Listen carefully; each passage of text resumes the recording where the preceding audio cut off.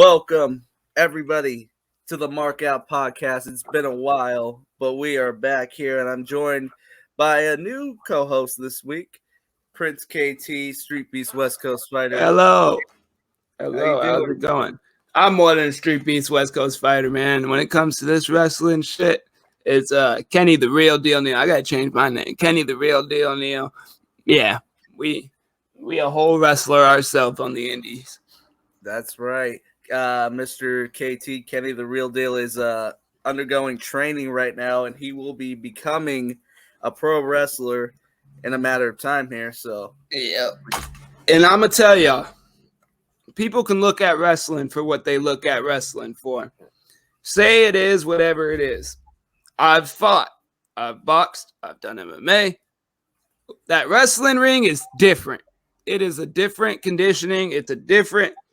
It's exciting, but at the same time, it hurts. It hurts.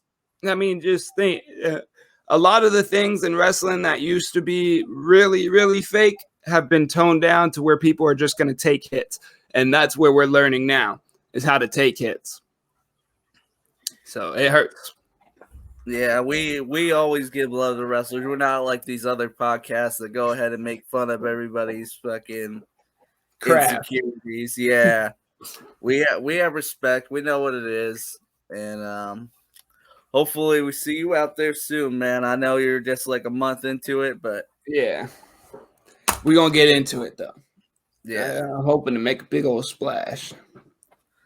So today's direction, it has been a while since we last been on here, and KT is not, unlike me and Dustin. He actually follows the product pretty closely in today's standards, and there's been a lot of news since we last started here. Number one topic has been Vince McMahon. I would say between Vince McMahon and Sasha Banks getting released from the WWE. Yeah, number one, too. The Sasha Banks thing ain't too interesting. She had her drama diva fit and walked out and got fired. Yeah, you know what I mean? Like, it didn't work out her way. That's pretty much the news behind that, in my opinion. A lot of people have a lot of opinions on it. In my opinion, she's a WWE superstar that thought she was the world. She walked out. There's other companies she could wrestle at. They just let her go. Is she not the world, though? Because I would lick the ground she walks on. Yeah. I love her. But when you got girls that are bringing in new things, and the division right now is built off power because you got Bianca Belair. You got Bianca Belair, Rhea Ripley. You got girls coming up from NXT that are showing this strong style of wrestling. Very powerful women that fucking lift girls up off their ass. Sasha Banks got to fight for her spot to still show that her wrestling style is effective, even though she is one of the best technical performers out of the women, period. But besides that, you got Vince McMahon, and it's crazy how this comes out right afterwards. It's crazy. Somebody in WWE, it just says a WWE employee was paid hush money by Vince McMahon up to like $3 million. He's got a whole court case about that now. So now he's making appearances on Raw and SmackDown. He's pretty much saying one-liners and then leaving. And I think it's just to show his face right now. But, yeah, he's in some shit. Right now, Stephanie McMahon has taken over the WWE as CEO. Mm-hmm. So, yeah, it's going to be a fucking wild ride with that one. And it's weird because this is when you're going to start seeing all the stars come back, all the distractions, right? Yeah. Yeah. They're going to pull out some epic matches. I'm going to tell you that much. So for everyone who doesn't know, because we're kind of old school, we don't talk about the current stuff too much, but basically Mr. McMahon fucked up. Yeah. He had an alleged affair, and that's what I really like. That's the one thing that I know about for sure, but there are so many things attached to this thing. I don't even know what's real and what's not. KT off the podcast that he might have a son. You got so many things. You got them saying Rosa, if you remember Rosa from the WWE, they saying that she's the one with hush money and her baby might be his. They're saying a whole bunch of things. You'll never know till you know, though. Yeah, well, I heard it was an African American girl. I heard a whole bunch of shit, bro. You didn't hear that? No, bro, I've heard Rosa. I've heard fucking that he done it to multiple women. I've heard a whole bunch of shit that that's just the way Vince operates and nobody ever said anything. And yeah. Well, one of the things also that I heard, I guess a lot of people are taking this as fact, or at least they're investigating it, is that he pulled out the money he used for the hush money out of the WWE investor stocks. Oh, really? Yeah. So Ow. so it wouldn't be all right, but it would be technically legal if he just, paid an employee with the employee money. Oh, exactly. Man. Smart man, Vince, huh? Since he pulled out with the investors, everybody is like, Vince, where is this money coming from? Because it's a little suspicious. They're adding things. They're like, right when this alleged affair happened, there was the spring cleaning where he got rid of all the wrestlers. There was money missing from the shareholders. It was just, it's weird. I mean, yeah, he has been getting dropping. And you know what? Dropping a Sasha Banks can save some fucking money. That will happen.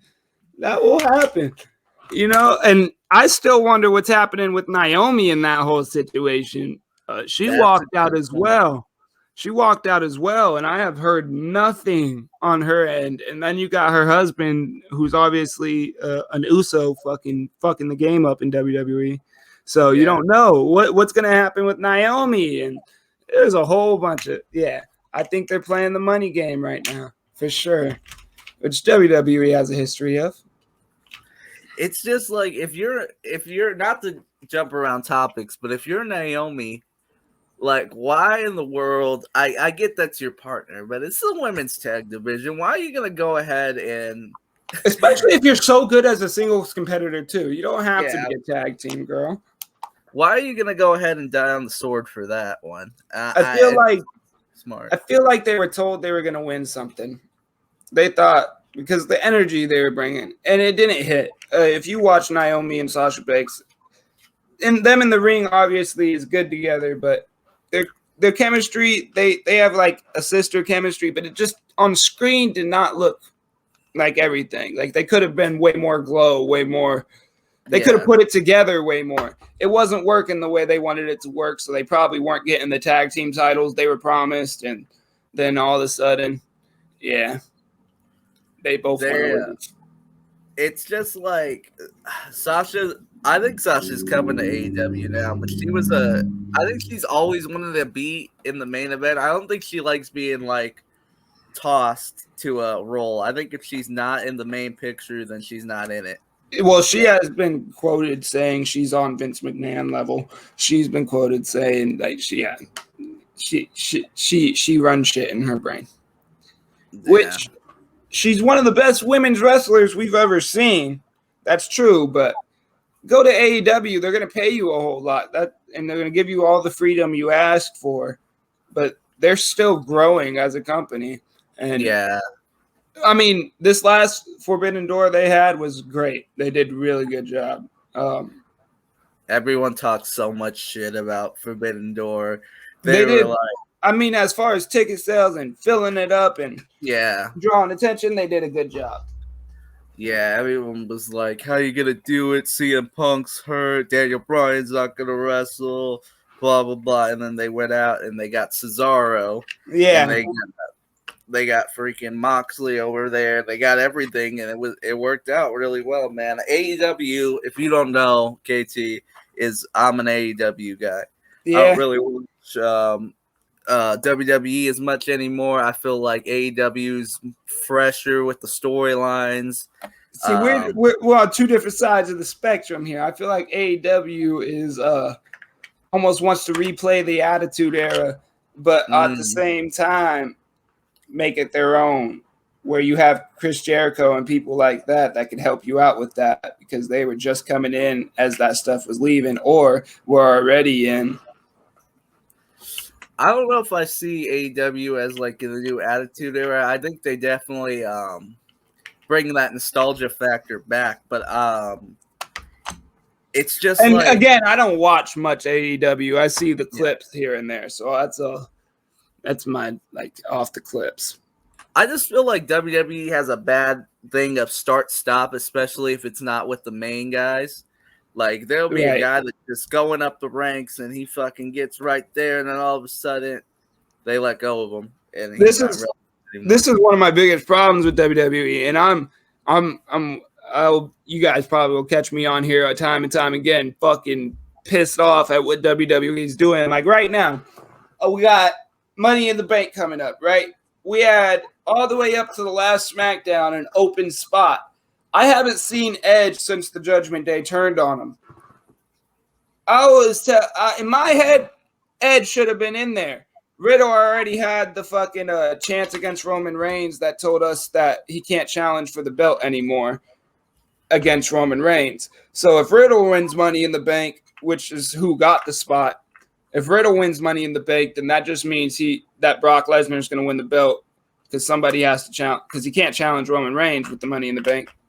Yeah. So I was like, Edge should be in there because, listen, Edge just got turned on by his faction. Granted, Finn Balor and I think Finn Balor at least just got moved down to fucking main event, which is 24/7 WWE. But yeah, the whole faction just turned on him, right? So he could come back, still the same ignorance, like nobody could fucking stop him. Win the Money in the Bank. Money in the Bank has fucking most power in the WWE. If he wins the Money in the Bank and Becky Lynch, who's on her like nobody's fucking giving me the right treatment right now shit, win Money in the Bank, they join a faction together. They make the new Judgment Day. Everybody at SummerSlam has to watch out for Judgment Day. That's how I thought it should go. I can't believe they call the goddamn faction Judgment Day. I know Judgment Day is a pay-per-view, and it confuses the shit out of me when you say Judgment Day at SummerSlam. Yeah. And I was like, what the fuck is a joint pay-per-view? I think he did everything in his power to piss people off with every part of the faction, which is why I like it. I like it because he did everything to piss everybody off. And he built it. He built this faction, and then they just made them turn on him, and it was like a 3-week process. It wasn't even a fucking long process. Yeah. I mean, it's like so from what I'm gathering, Judgment Day isn't the strongest thing going right now, even though it was hyped up. See, I hate that shit, man. It was good. It was good, and they're gone. But they found a little spark in Riddle, and they're on Riddle because Randy Orton got hurt. So RK Bro, Riddle's like, oh, my best friend, I'm on a vengeance path. They found that, and that spark is going. But it already tells us what's going to happen in the future. Because if Riddle wins this Money in the Bank, I know damn well they're not going to have Roman Reigns win SummerSlam because Riddle just had a match that says he cannot challenge Roman Reigns anymore. So they might not even... So, do they still have 2 belts? It's been a while. No, it's unified. It's unified. Roman Reigns beat Brock Lesnar at this last Hell in a Cell. Unified. I think it was Hell in a Cell. Okay, so it's unified now. I think Cody Rhodes getting hurt fucked up a lot of things. Yes, I think their whole plan was for Cody Rhodes to win the Money in the Bank, and because you got people like Seth Rollins in there, I think the whole plan was for Cody Rhodes to win it. And honestly, it would have been fucking dope if he did because his whole comeback was built around it. And I think the whole thing is for Roman to eventually drop this title, right? Take a little bit of a break, come back, be on his vengeance path, and be like, I'll fucking everybody up. They bring up that one Uso, not really an Uso yet, but he could be an Uso from NXT. And he has a stronger bloodline. They're fucking people up, and then he's talking about their whole family, and then all of a sudden, can you smell? Comes out, and he's like, fuck all this. Y'all been disrespecting. And then they set up that for WrestleMania because Rock has already said that he opened his schedule for WrestleMania this year. Oh, finally. Well, yeah. I've heard that's been the plan for a while to have The Rock come back and do some shit with Roman, but it's like, Yeah, I don't so know. I think they're setting that whole thing up because if The Rock opened up his schedule, it's only going to happen this year. How many times are they going to have Brock Lesnar versus goddamn Roman Reigns, though? And that's why I'm like, they got it. They probably figured out, oh shit, we fucked up because The Rock is ready now. And they're like, okay, let's just give the titles back to Brock. And fuck it. Let's have Riddle fucking come in with the fucking Money in the Bank and win them. Because look, this SummerSlam match is a last man standing match between Brock and Roman. It's right after Money in the Bank. You're going to be down for a 10 count. Money in the Bank's getting cashed in. Whoever wins that. So neither one of them are coming out with the title, in my opinion. Neither one of them are coming out of SummerSlam with the title. It's literally just a fill-in match so somebody can cash in the Money in the Bank and they can go on with new storylines. You got to pay attention to all the little things in WWE, even their ads. Their ads say, "Get ready for a whole new experience." Well, a whole new experience would be what? A whole new experience.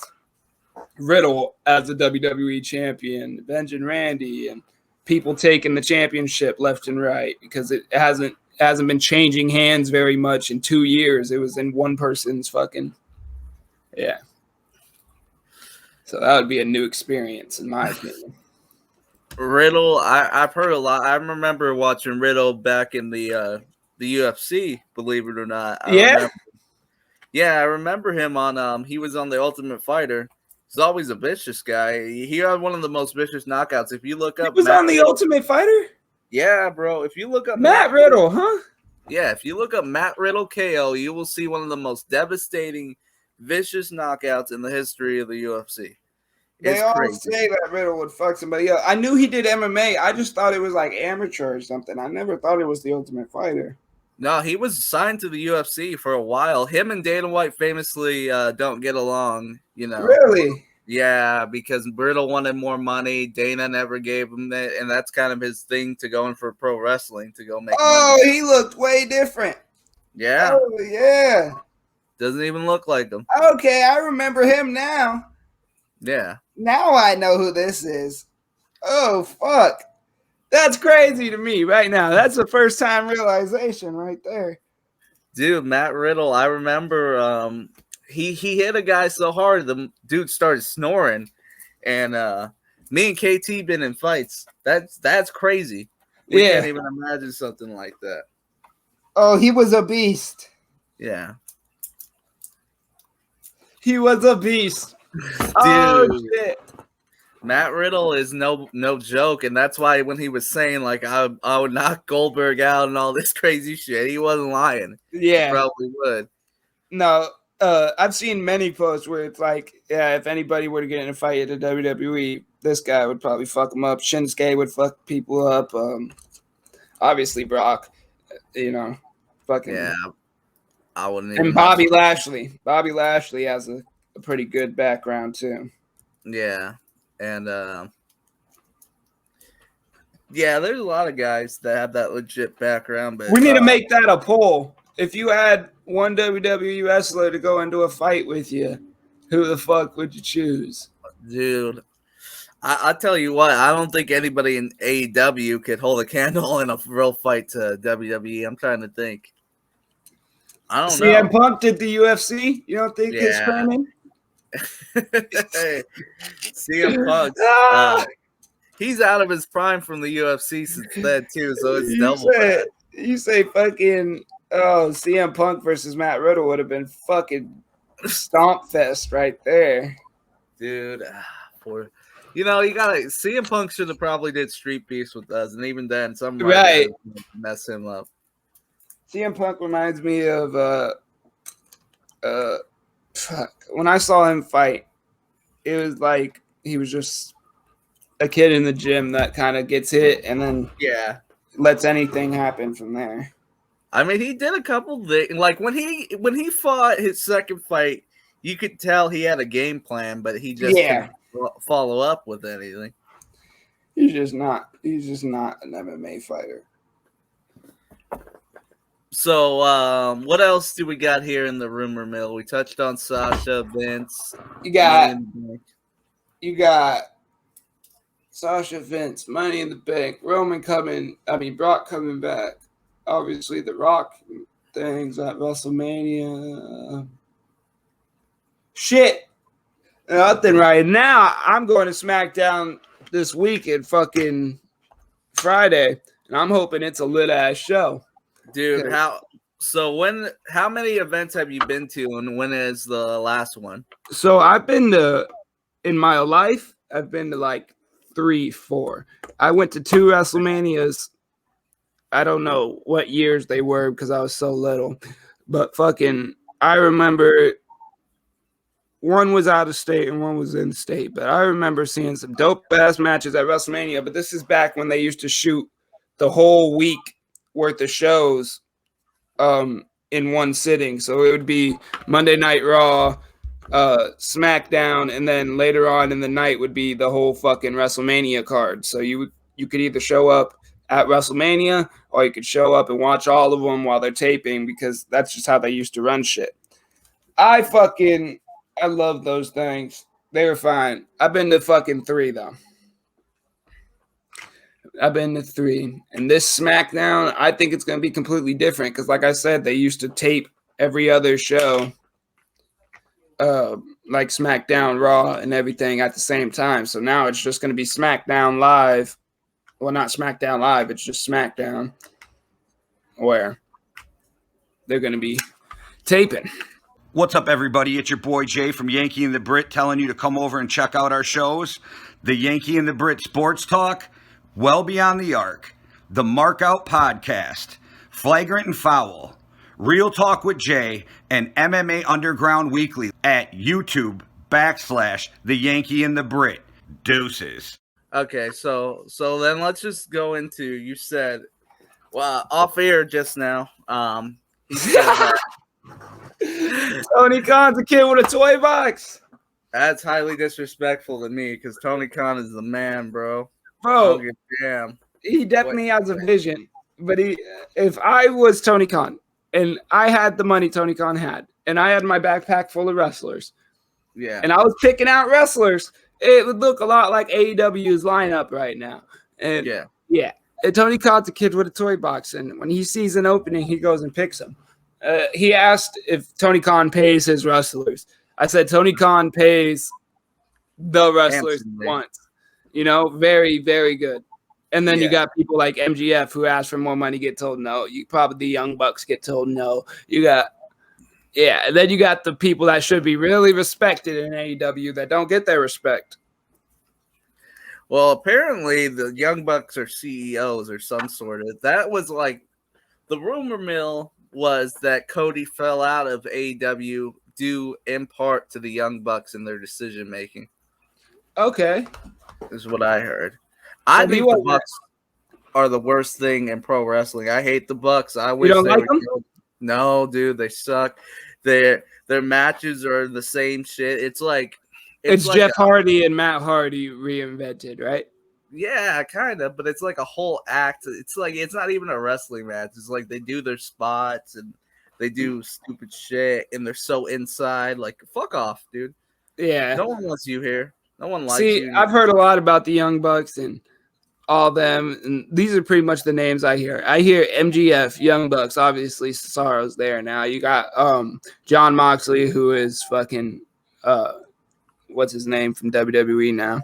Oh, he was, what's his name? Dean Ambrose. Yeah, Dean Ambrose, which he's always been a great wrestler, but now he's on a whole nother level of brawler. Yeah, you got a whole bunch of people, CM Punk. But he is a toy box guy, bro. Once he sees something, he goes and buys it, and he treats it like it's his world. Like when you buy a new toy, it's your world. And MGF, when he cut that promo, everybody says it's a shoot. I don't think that shit was a shoot. I think he was really legitimately mad at being told no, that he couldn't get more money because they're paying dudes. And if I turn on AEW right now, one of the first people I want to see is MGF come out and cut a promo. He's a fucking, so he deserves to be paid. If I was Tony Khan, I would have paid that motherfucker the money right then and there on that promo. Right, because that was the greatest promo I've ever seen, ever, in my life. In your life? Yeah, in my life. Damn. It's pretty good, man, and it's just like it makes you think like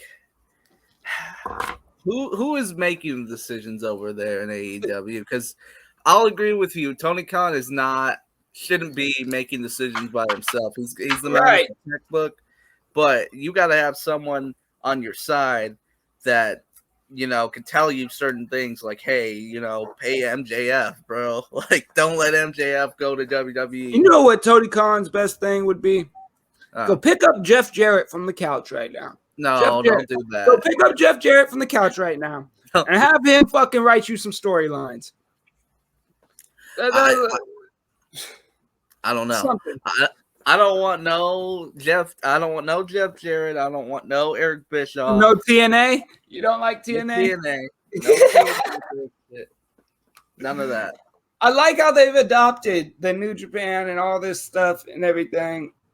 I want to see that octagon ring back in there, the 8-point ring. I want to see the Extreme Wrestling like Impact has. Impact's doing really good right now. Yeah, our other co-host Dustin, that's his favorite promotion. We actually seen a couple. We saw Bound for Glory last year. Yeah, and we've seen a couple of TNA pay-per-views and specials. And Impact. If I was wrestling, and Impact called me, I'd go. They have the smaller guys. They have the smaller guys where I can get thrown around and not hurt myself too bad. As well as AEW. I've always said this. I'm not an AEW fan, but if I was gonna get called from AEW, I'd probably go there instead of the WWE. Why? Because they got the smaller guys. I ain't about to get thrown on my head so much. You definitely will have more. I think you'll have more longevity over there, and you might have a bigger spot in AEW or Impact. Right, because they care about like 5 guys. Strong style is big in AEW. I've seen that they like the where it's almost like a dance where you're kicking and you're ducking under and then you hit the ropes, everything. Where it's not a bunch of fucking let me slam you on your head, slam you on your head, slam you on your head, slam you on your head, throw you over my head, slam you on your head. It's a lot more striking, strong style, New Japan style wrestling, and I like that. That's my style. So, if you were to get like dreams obviously, but you start independent wrestling for a while and one of the major companies, who would you like to go to first? I want to go to Japan. Like I want to go out because I've always wanted to go to Japan. So if I had an opportunity to, I would go wrestle in Japan for a little bit.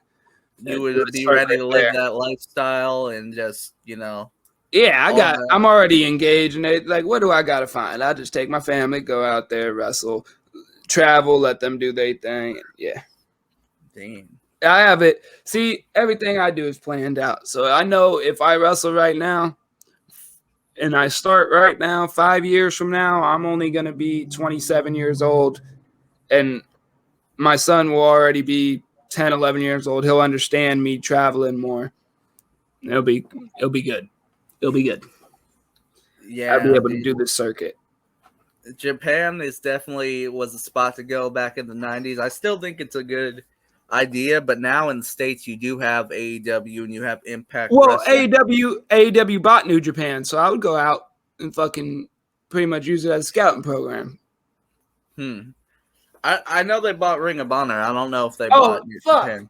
That's what I meant. They bought Ring of Honor. Ring of Honor. I'll go out to New Japan. Yeah, I like New Japan. There's a lot of places now. That's what I'm saying that a young wrestler could be at. Hell, even getting into the promo, getting into the promotion out here. As soon as I get on the promotion out here, it's little, but I'm on the Arizona TV channel every day. So it's little, but wrestling's at a whole new production value where it's like everybody can be seen. Dude, and obviously I want to utilize my social media with that. Yeah, man. You gotta promote yourself. It all starts at these little promotions and then you take off and stuff. Everybody started. I remember FSW. A lot of people. That's our local promotion. A lot of people came out of there. Killer Cross, Scarlet Bordeaux, Chris Bay. I've heard of that. Yeah. I've heard of this. Is that in Vegas? Yeah, that's in Vegas. Future Stars of Wrestling. If you start going to the towns, that's one of the spots you might go. Yeah, going to the towns. See, this is what training is going to be for me right now. It's going to be a lot of building the character. So whenever I do fucking go on these towns, we know me, if you've seen me in Street Beefs or anything, I'm a walking fucking promo. I could talk. I could wrestle too, though. So I want to be able to be exciting, but at the same time grab a mic, and then people are just going to be like, what the hell? This kid, who is this guy? And are it's you the real saying, deal. Oh, you're not going to say this is Prince KT coming out of Mesa AZ? No, it'll be the real deal. But I always have Prince KT in the back bag. If they need me to gimmick switch, I'm like, okay, cool. Here's a gimmick. Here's another gimmick. I thought that would be perfect, Prince KT. I think that's a built-in thing, but Yeah. See, that's if I'm gonna go off of I'm a former Street Beast fighter and everything. I was really doing the Prince KT. I was in for it. But my brother wants to be in a tag team together, so he's gonna start training and everything. Oh. So yeah, Kenny Neal, Devo Neal, the real deal Neals. That's sick. Yeah. I like so that's where I was like, okay, I gotta change up the gimmick and make it to where it fits for me and my brother, which obviously throughout training, this might change like 50 times. Who knows? I might be called fucking just Twitch by the end of this whole shit. Twitch? Yeah, you know? And you Twitch on the motherfucker? Because my favorite move is the Twitch splash, and it's one of the most unique moves. I haven't even seen it on a video game. Damn. It's fucking 360, right? So I would go up. So think about how like the rock bottom starts, right? Yeah. So say I get him on his back. You jump over, you hit the rope, then up, and like a corkscrew elbow drop, right? Where they just turn an elbow drop. Yeah. Well, fuck that. Do a 360 with a frog splash and land on your back elbow on him. That's the Twitch splash. Okay, I want to see that in practice because that sounds insane. It's fucking nice. It's real nice. Like, I came up with it, and I took the video, and it fucking blew up. And I was like, that move is fucking nice. I don't know why I haven't seen nobody do it because it's easy as shit. Like, if you can do a 360, you can do it with the frog splash and land on your back elbow. Well, the key with finishers is you want to be able to hit everybody with it, right? And you want to be something that you can do all the time. So it sounds like a good idea. Here's the thing. I land in wrestling. When you land, you want to land either up here or you want to, but my body's going to land on these motherfuckers. And my elbow's going to land where it needs to land, but my body, I'm sorry, my body's going to land. But it goes right into a pin. So hopefully they can take it. Well, you're one of the smaller wrestlers. That's why I'm like, it goes right into a pin. And the cool part about it is, like, off the ropes, it could be a reversal. There's a whole bunch of different things I could do with it. Standing off the top. Yeah, there's a whole bunch. So if I want to go through a table off the top rope and outside the ring and Twitch splash, I could do it. And everybody would be like, that's the Twitch splash. Why do they call it the Twitch splash? That's probably why more likely I need to be Prince KT, because Prince Kenny Twitch. But, got to build this tag team. So if I have to just switch the finishing move, I'll switch the finishing move's name. You know what I mean? Yeah, dude. Because at the end of the day, people are going to call it for what it is. It's a 360 frog splash, elbow drop. I don't know if anyone's going to say that shit on commentary. The Twitch splash is pretty good. Yeah, I love the name. You want to see it? I'll do it right now. No, I'll do that shit. I'll do it right now. Dude, you're crazy as hell. Like, see, I had a small dream of being a wrestler out of high school, and then I went to FSW. I talked to a couple guys. It didn't seem like my cup of tea. I thought it would be like, because because I was in shape back then. I was, you know, ready to like run and do whatever we can, you know, type shit. And then I seen these guys, and they're just, you know, couch guys that have been watching Right. wrestling in shape at all. And I would ask them questions, and they're like, there'd be like 5 people around. They're like, dude, don't expose the business in front of the fans. And I'm Right. like, no, wrestling's way different now, and I think AEW had a big part to play with this when they did the pro wrestling and sports entertainment. I mean, this was back in 2014. Shit was Yeah. still, you know, everybody knew. Yeah, everybody wanted their kayfabe and everything. But I'm gonna tell y'all, wrestling isn't easy. I mean, you can come off the couch and do it for sure, but it just takes like all it takes is I'm gonna keep getting up because it hurts. It hurts. But if you can get up, if you're just one of those guys that are built like that, cool. And me, I'm one of those guys that I'm gonna throw myself backwards pretty fucking hard and still get up, you know. So it really don't matter to me, but it's more pain whenever it's the floor training than the ring training. The ring training, cool. If you can do anything on the surface hard floor, the ring's gonna be fucking nothing, dude. You can do that all year long, dude. It always looks painful, but one thing besides like getting through the pain of it is actually chemistry. I always thought that was the hardest thing. Like, how can you cooperate? Because when you're messing around with friends and you're doing like backyard stuff, you know, people mess up, they talk. You know, it's a lot harder when you actually have to do it where everyone thinks it's like a flowing match. Right. So what I've picked up from just a little bit is that it's really important to talk through your matches, but at the same time, it's really important to look like you're not talking. You know, exactly. So it's like the lockups, all that shit's important because you're gonna improvise most of your match.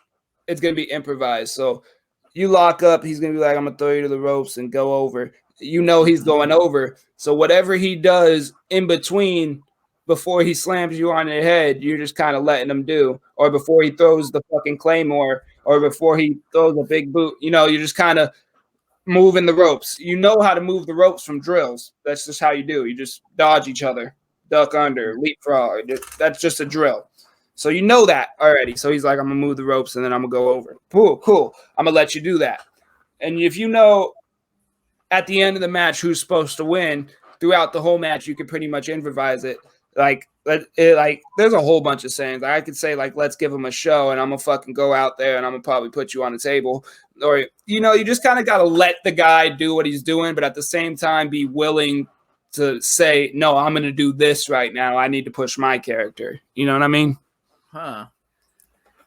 Like, yeah, there's a lot of stuff wrestling fans don't really think about. Dude. Yeah, it's really off of, like, I like to use Bianca Belair's matches right now as an example. She gets no reactions from the crowd. And she's a good wrestler, but it's not working. So there's really no, like, baseline when she's wrestling for anybody for her to tell what her next move is. So it starts to look just like a dance because they're kind of just, okay, whatever works. Because nobody's giving them reactions to slams until they throw out their finishing move. So they go out like 5 in a match instead. And it's like, okay, picking up on what people are looking at and not looking at. Like, if I take a bump and I take it soft, people are just going to pretty much want me to get right back up, right? But if I take it and I hear, ooh, I'm going to stay down for a second and play it off. If I don't hear anything, I'm going to get right back up and take another because the reaction I wanted was, ooh, you know? So it's just reading. It's reading, and it's hard to read, whether it's a high school fucking gym or whether it's 20,000 people. It's hard to read. So do you have an actual date for your first, essentially your debut? So they're talking about month-to-month training. And right now, they got guys like Carlito. They got guys out here. So I don't know what the fuck I'm going to come in because my whole gimmick, like I said, I pitched it to him from the jump and was just like, it's going to be the real deal. I'm going to come in. I'm going to say I'm a fighter. I'm going to be a big fan of wrestlers. That's my thing. I'm going to be a big old fan of these guys. I'll name their whole background, but kind of the comedy part of it is going to be, I'm going to say something that they don't do well. Like, but oh man, I remember you used to spit in the face of everybody. That used to be cool, but shit, you used to lose all the time. And then fucking, you know, like, you know, so and then kind of walk away. And that would be my gimmick for a whole long time before I even step in the ring. So it's just about timing when they need a character like that. Damn.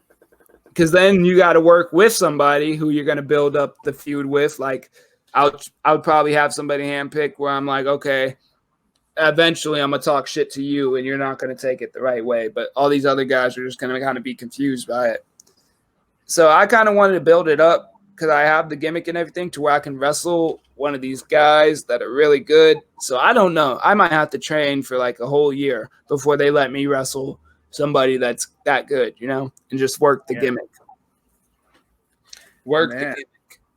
You were given a treat for people who always wanted to know, like, I've never heard some of this stuff before, man. I'm a big wrestling fan, so it's about working the gimmick, bro. If you watched, there's a whole bunch of shows now that will expose how they make wrestling. Like Heels is a good one. If you guys are wrestling fans, Heels is a good one. I can recommend that. You got Glow. There's a whole bunch of shit, but those ones are realistic as shit. They're realistic as shit when it comes to showing up to an indie thing right after your fucking day job, and everybody's just kind of talking about what they did through the day, and then you hear people getting pissed off about their shit over here, and then you're a new guy over here, and you know, wrestling's wrestling. Everybody had, like you said, people have their don't break the business, this, that. I know more than you, but at the end of the day, I could turn on 30 wrestling podcasts and learn more about the business than you're willing to teach me. So I'm there to learn how to wrestle, and I pretty much already gotten into my shell where I'm like, okay, I'm gonna work this gimmick and I'm gonna figure out my lane, because that's what everybody does in wrestling. They do their lane.